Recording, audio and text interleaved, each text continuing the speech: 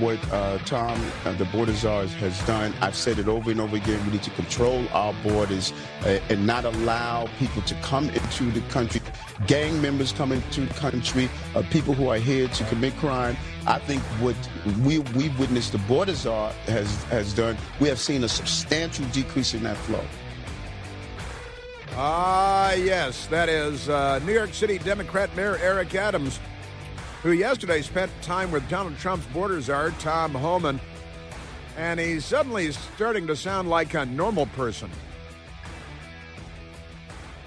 Hey, wait a minute. Maybe flowing plane loads of illegal alien gang members into New York City wasn't the best idea after all. Wake up, wake up, wake up. A very good Friday to you, and welcome back once again.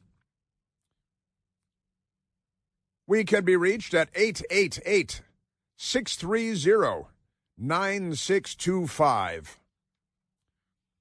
And this is a fun story. It is the Democrat mayor of New York City, a former police officer, and then targeted by the Biden Justice Department. They wanted to put him in prison for decades. The only crime I can remember is that is he like gold bars, Bob Menendez, Robert Menendez? Is his home full of gold bars given to him by foreign agents, and every pocket in his home packed with stacks of cash, stacks and stacks of folding cash? No, not so bad, but he did take an upgrade on a flight from New York City to Istanbul from coach to first class, and I guess that's good for about 20 years in prison. President Trump's Justice Department announced that the charges against the New York Democrat, New York City mayor, would be dropped because President Trump recognized that he was targeted by the corrupt Democrat Biden administration and the corrupt Democrat Justice Department for political reasons. And President Trump, being familiar with that territory, said he was not going to sit idly by and allow that to happen. But now Mayor Eric Adams and Tom Homan, border czar, yesterday had a powwow and today appeared together on the Fox and Friends program this morning. But don't go anywhere, because I got to tell you, today is Valentine's Day, or as we like to call it, Valentine's Day. Why do you call it Valentine's Day? Nobody knows. And you can go to the Waffle House, special night at Waffle House because of Valentine's Day today. But I want to tell stories about my personal family connections to the St. Valentine's Day Massacre in Chicago in 1929. This being 2025. How long ago is that then, Michael? 96 years-ish. I'm thinking it's 96 years. And it'll be 100 years in 2029. See? Doing the math over here. I'm not even using a pen. I just did that like the All right, let's go back to the audio. Because Tom Homan, border czar, again on Fox and Friends, and meeting with Eric Adams, and Eric Adams coming to his senses, recognized the Democrat Party as a scourge on civilization itself, and Tom Homan is having none of it. We're working on some other things that we don't really want to talk about in open air, just because the city council will be putting roadblocks up on us. But the mayor and me have committed to several other things to make the city safer. All of these initiatives that I do around public safety, it's a constant fight with them, because I think many people are articulating their personal reasons and not the feeling that the city has. 78% of New Yorkers stand with me, stand with what Tom is doing about getting these dangerous individuals. But the problem is, well, public safety. The mayor of New York keeps using the term public safety, and keeps saying out loud that the Democrat Party will obstruct any efforts at bringing greater public safety because they want less public safety, because they're gangsters, because they're criminales, because they love Tren de Aragua more than they love you. And let me say this, because this is very important. Sanctuary cities, the very concept, and sanctuary states and sanctuary counties, Democrats protecting illegality, protecting law-breaking and lawbreakers, protecting Latin American gang members in the country illegally, protecting murderers and drug traffickers and human traffickers. The Democrat Party is protecting them at every turn with every sanctuary city, every sanctuary county, and every sanctuary state. They are the defenders of crime and criminality. They're also in favor of waste, fraud, and abuse, by the way. And now they're proud of it. They're proudly out of the closet defending waste, fraud, and abuse. But the gangs and the violent crime and all this, they're in favor of it. The Democrat Party wants more of it. And, by their policies, by not just, ignore what they say, because then they say the opposite an hour later or a day later. And the news media chooses whichever reflects most positively upon them at that moment, because the news media is the most corrupt institution in America, as an adjunct of the Democrat Party, of course. So Tom Homan and Eric Adams together again. I've worked for 6 presidents. I think President Trump's the greatest president of my lifetime. He proves it every day. Every day he proves to me why he is the greatest president of my lifetime. Border numbers are down over 90% in 3 weeks. Think about that. And I worked hard at it. Kristi Noem's working hard at it. The border, the chief of patrol agent working hard at it. But it was President Trump's executive orders that was a game changer, right? And we already got over almost 16,000 people we arrested in the interior. That's 3 times more than Joe Biden had a year from now. But it's not enough. We got to do more. But it's not enough. We got to do more. Again, illegal crossings down 90% in 3 weeks. President Trump said he was going to do it.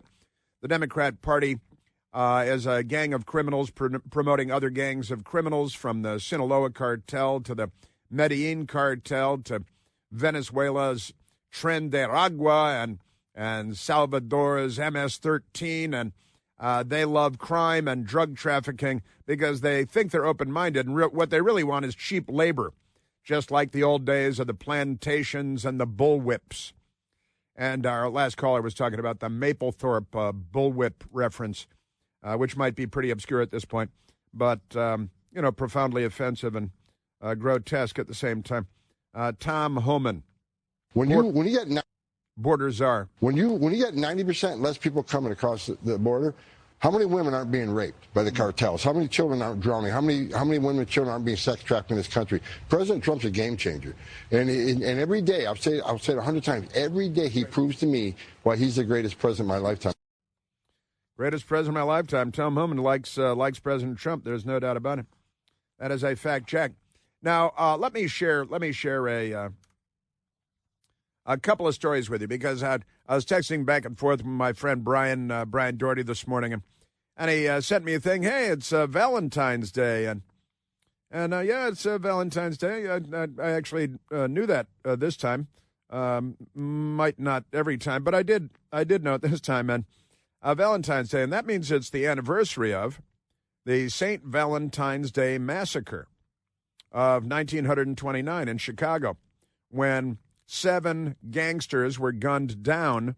The gangsters were associated with the north side of Chicago, Irish gang run by George Moran, better known as Bugs Moran, right?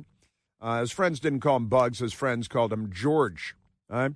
But the Al Capone gang, which the Sicilians controlling the south side of Chicago, the rackets there, the gambling, the liquor, prohibition and all that stuff, the prostitution, and the Irish controlling it on the north side. Now, my grandfather, Patrick Henry Barnes, was a radio broadcaster, believe it or not, in the city of Chicago at this time. And he was quite well known and he had a national broadcast, and as I do now. And he moved from Chicago to New York and back to Chicago, and he was on big radio stations and distributed, syndicated across the country and so on.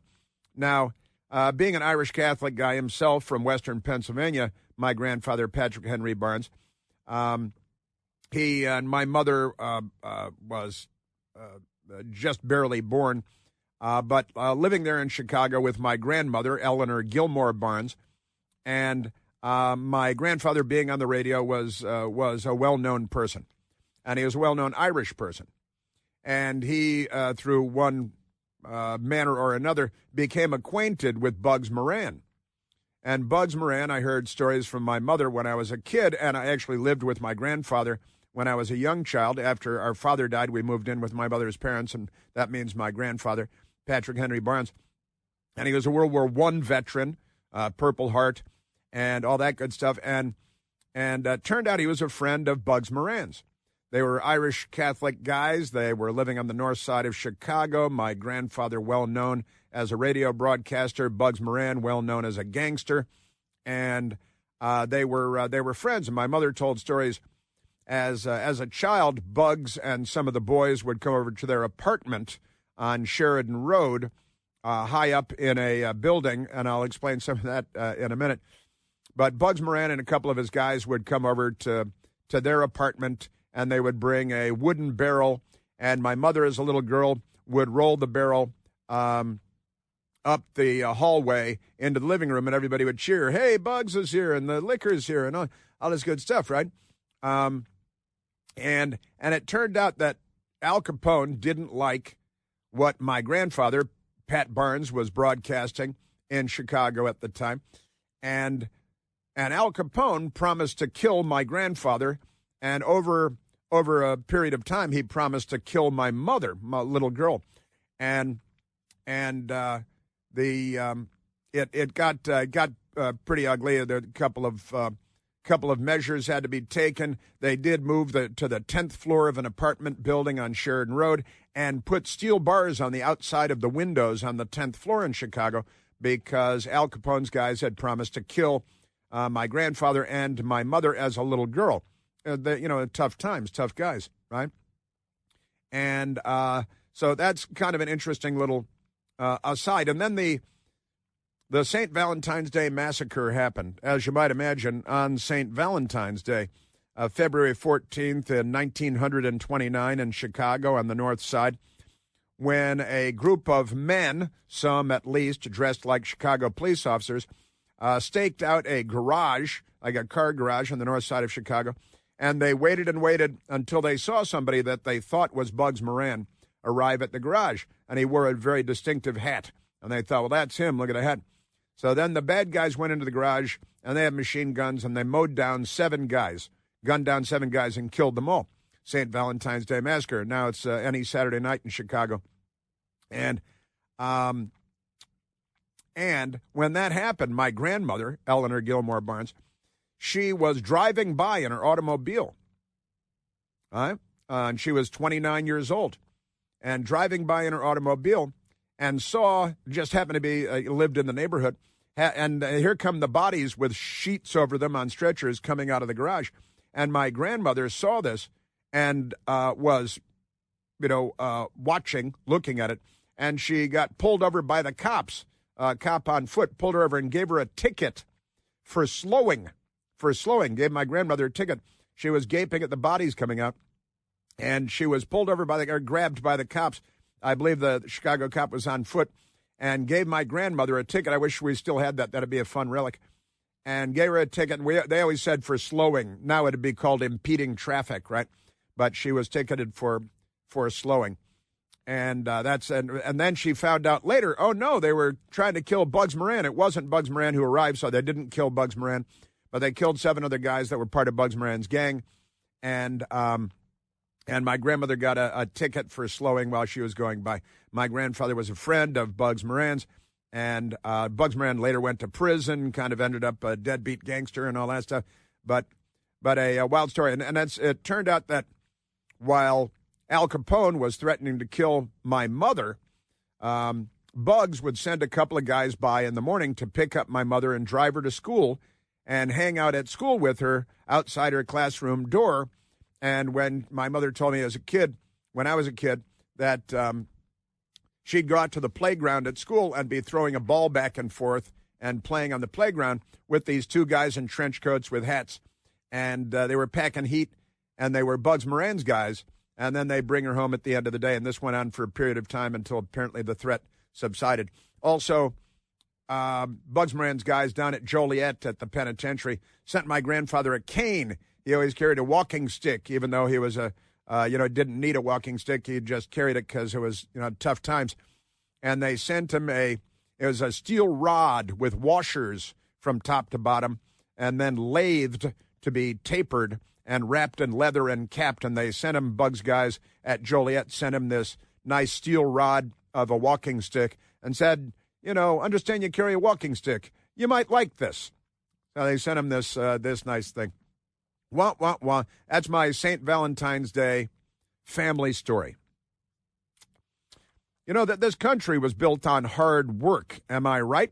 Whether you're standing for long hours at work or in your regular life running errands all day, chasing the kids, just doing your part to keep the world turning, you shouldn't have to deal with fatigue and foot pain and agony. That's where G-Defy shoes come in.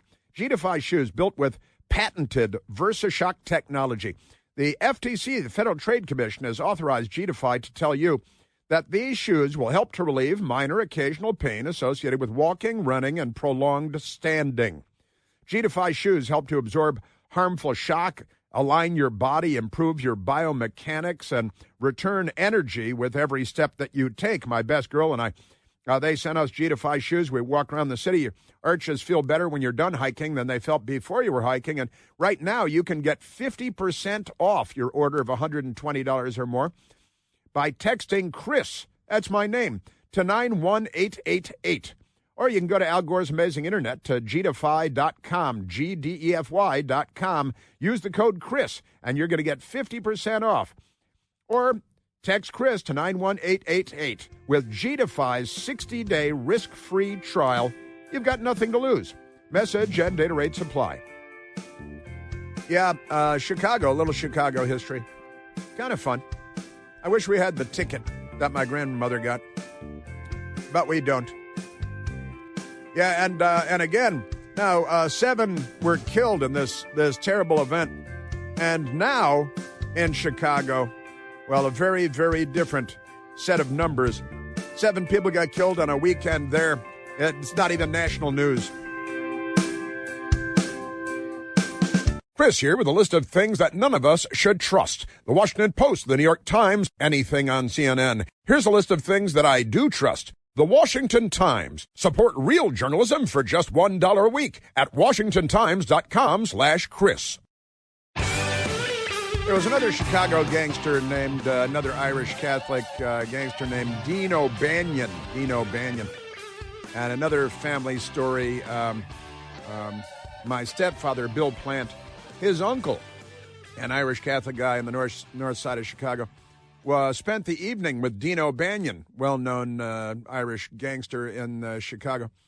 And as the sun came up and morning was dawning, O'Banion went to Bill Plante's uncle and said, "Hey, I got to go someplace. Give me your shirt. Give me your shirt." Says, "Yeah, let me wear your shirt. My shirt's all trash." So the uncle gave Dean O'Banion his shirt.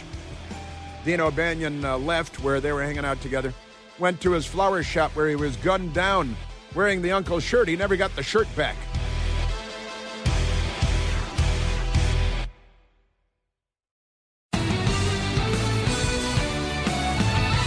Yeah, the fun people at Waffle House. They're having, I think for the first time ever, right? They're having romantic Waffle House Valentine's Day specials and special reservations. Because Waffle House, you need reservations, which is not ordinarily the case, but perhaps occasionally. USA Today, with the headline, "Get Romantic at Waffle House, : They love their colons. Valentine's Day reservations offer dimmed lights and tablecloths. And there's a picture of a nice-looking Waffle House breakfast. I'm hungry all of a sudden. Looking to eat breakfast for dinner on the most romantic day of the year? Waffle House has you covered. More than 200 Waffle House locations across the country are taking reservations for Valentine's Day, when they'll dim the lights, break out the tablecloths and candles, and offer up some special menu items. Waffle House, known for their breakfast-heavy diner food and bright yellow sign, is famously open 24 hours a day, 365 days a year, but Valentine's Day is the only day when it takes reservations. Kind of fun. The tradition began at a Waffle House in Johns Creek, Georgia, because so many customers spent Valentine's Day at the restaurant every year. The manager decided to decorate to make the experience extra special, according to Southern Living, fun magazine, Southern Living. Who needs a girlfriend when you have your special lady at the Waffle House? Well, I think they go together. But the diner chain wrote on X on Wednesday morning, Valentine's Day is about spending time with the one you love, your best girl, your very best girl. At the place you love, Jessica Kinski, former Waffle House spokesperson, said in a 2020 news release. And it's even better when you can do that without spending a lot of money. Waffle House confirmed to USA Today that certain locations will be partaking in the Valentine's Day promotion again in 2025. And there are a couple of fun things to know about this. They're going to dim the lights. They're going to put tablecloths, not normally the case at a Waffle House or most diners, and candles, romantic candles, and you can get a heart-shaped waffle because after maybe throw some strawberries on there or something. But you can get all kinds of, special Valentine's Day things. Now, it's not every Waffle House in the country, but a lot of Waffle Houses around the country are doing it. And something else you should know is that because Joe Biden killed all those chickens, Waffle House is having to charge a 50-cent surcharge on every egg, each and every egg of 50. So if you got a 3-egg omelet, it's an extra $1.50 because of the chicken killers. But certain Waffle House restaurants accepting Valentine's Day reservations in 22 states. 22 states. And it's not every location, so you gotta take a look. But it's kind of fun. Waffle House. Who doesn't like Waffle House? On many occasions, my best girl and I have gone to the Atlanta, Georgia area for where my best girl grew up for Christmas.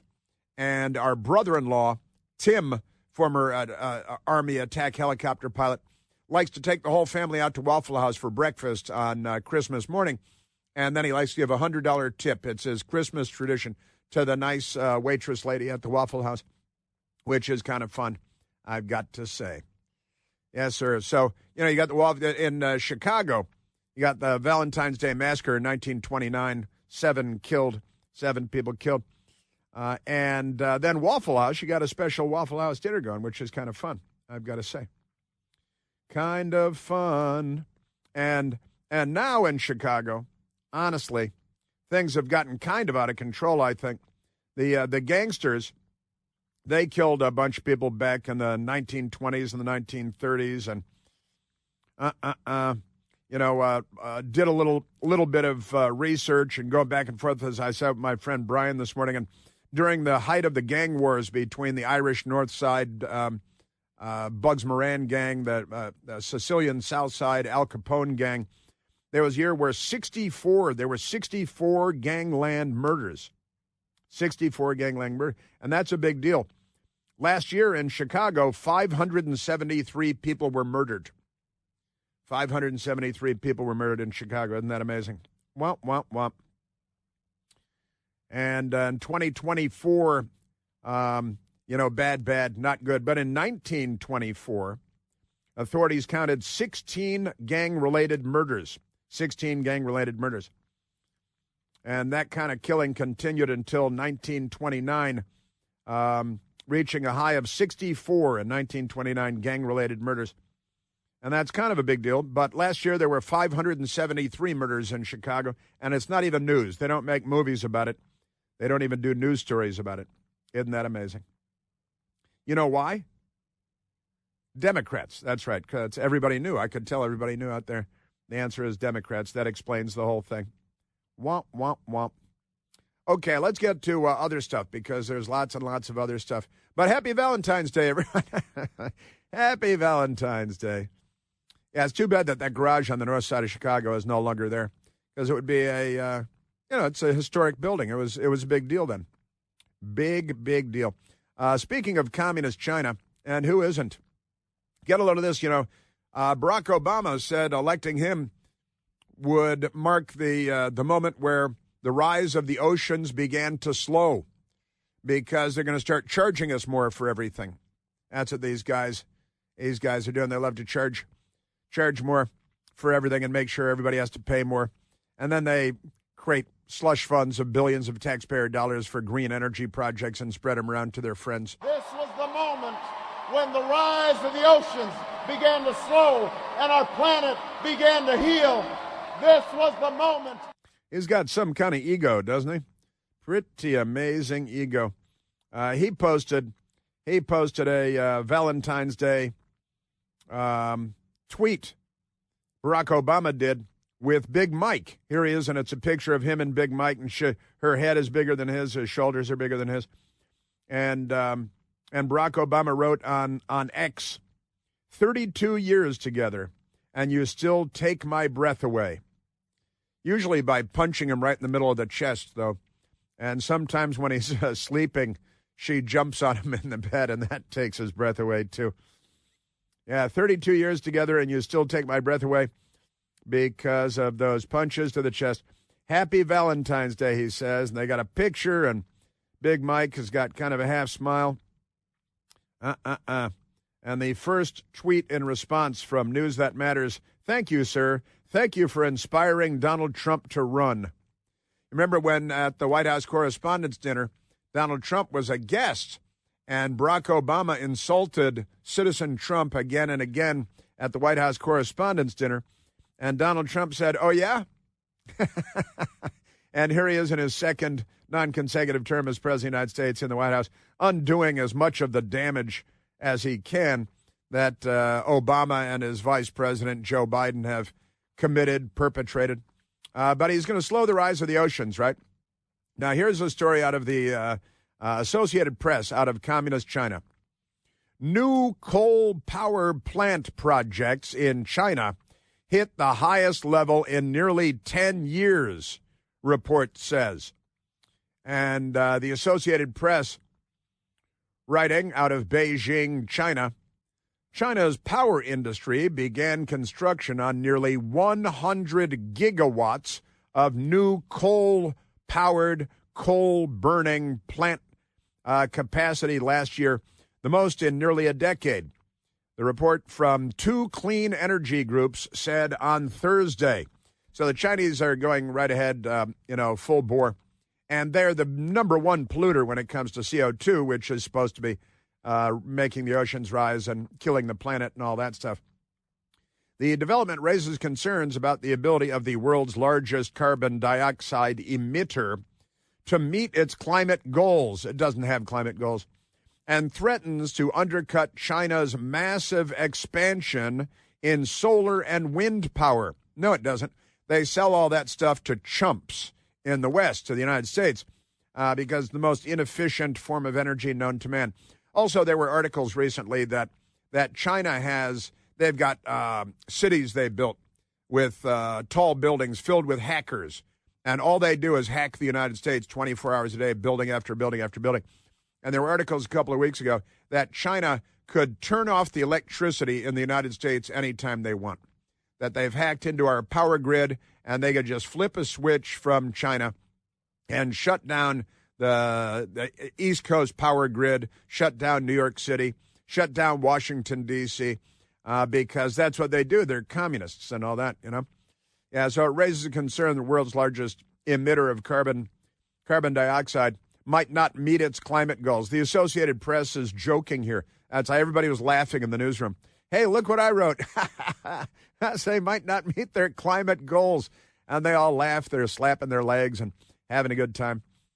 And undercut their massive expansion in solar and wind, which they just sell to other people, which has far outpaced that in the United States and Europe, the report said. You guys really don't understand what you're covering, do you?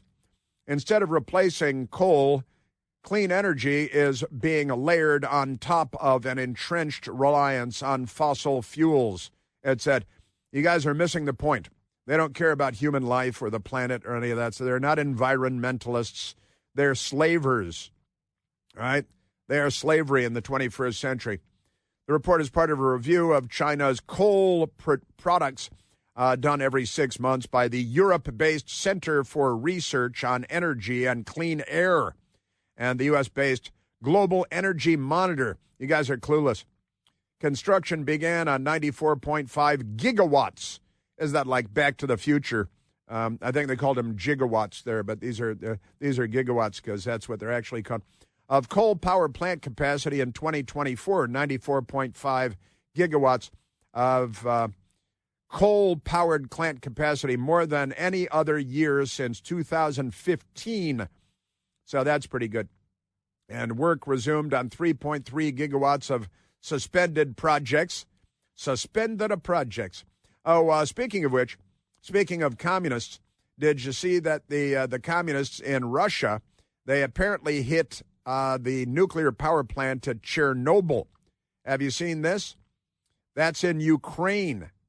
And the Russians hit the old Chernobyl plant, which was shut down long ago, with a rocket or a missile or a bomb, and they blowed it up real good.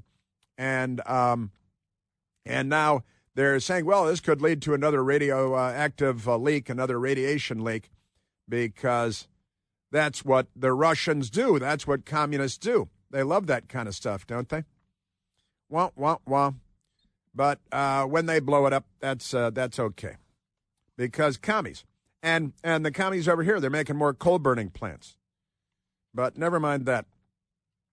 And the Russians, they don't mind. They're commies. You got Putin, all that. Russian drone attack damages Chernobyl nuclear plant. Ukraine accuses Russia and their military of flying exploding drone and hitting Chernobyl, the Chernobyl reactor. And they put a shield on it, but the shield was hit by the Russian drone because the Russians, they know how to kill and enslave and pick fights and wage war. They're commies. All right, let's see. Let's go to a telephone call, Michael. Let's go to Rob calling from Montgomery County in Maryland. Oh, Rob, you're on the Chris Plante Show. Chris, thank you for taking my call. Hey, real quick, I want to take a lot of your time. I was thinking about this judicial onslaught that the other side's doing, and what I feel, this is just my opinion, is this amounts to a judicial insurrection. Your phone is very skippy, Rob. Rob, I don't know if there's a way to fix it, to bang it against your head or something, but give me a sentence. Can you hear me now? No, very, very skippy. I'm very sorry. I tell you what, I might ask you to call back and try again, but this connection is bad. It could be the NSA again. You know how they are. Let's go. Gosh, we don't have a lot of time left, do we? Let us go to, gosh, I don't want, because that's going to be a long story. I can see that's going to be a long story. Yeah, we're going to look at the clock, and we're going to got that skippy thing. And I can't go to a long story right now because of the clock. Yeah, but the Russians, they attacked Chernobyl, the nuclear plant at Chernobyl. That was a Soviet nuclear plant when it kind of blew up. It didn't really blow up, but the Chernobyl incident was 1986. And Ukraine was part of the Soviet Union, the USSR. They had enslaved them. And the Soviets built that first-generation nuclear power plant at Chernobyl. And it didn't work very well because it was built by commies. And now the commies come back and they blowed it up yesterday. President Trump can't bring peace to the world soon enough. Joe Biden did nothing to bring peace to the world. He didn't even make a phone call. What did he do? I don't know. Maybe he should be brought up on charges. What do you think? Wow, wow, wow, wow. Well, boys, I reckon this is it. Nuclear combat toe-to-toe with the Ruskies.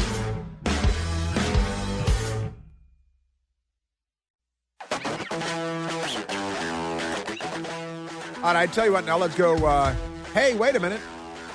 Look who's back. Let's go to Rob calling from Montgomery County, Maryland. Robert, you're back on the Chris Plante Show.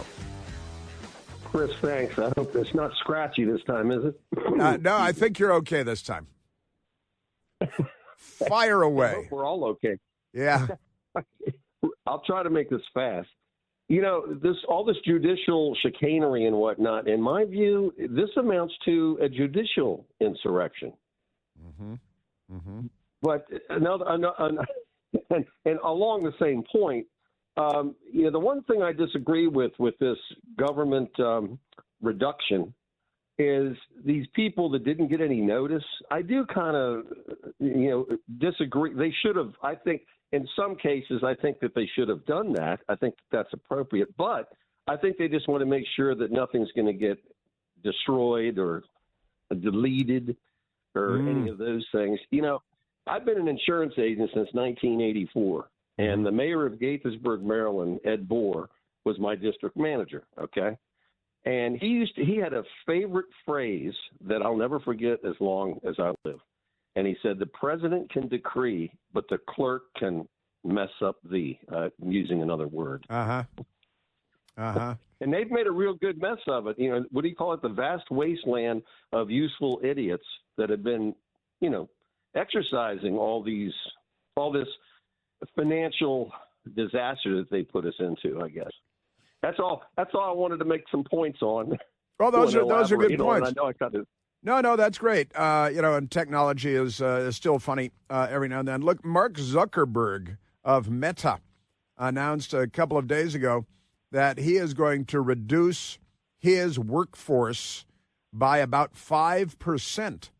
And he's announced that they're getting rid of the least productive people that work for him. So he's going to identify the least productive people and get rid of them. And that's not a big story. And nobody's panicking. The Democrats are not chanting idiotic things and singing out in the streets of Washington over Mark Zuckerberg reducing his workforce. They plan to cut around 3,600 positions, about 5% of his workforce, based on performance. Wow. If they're low performers, he's going to get rid of them. Now, that's the private sector.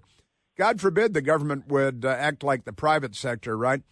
And then also Democrats and the news media, but I repeat myself, they've erased the fact that the Bill Clinton administration also offered buyouts to federal government employees, and hundreds of thousands of federal government employees accepted the buyouts under Bill Clinton's administration.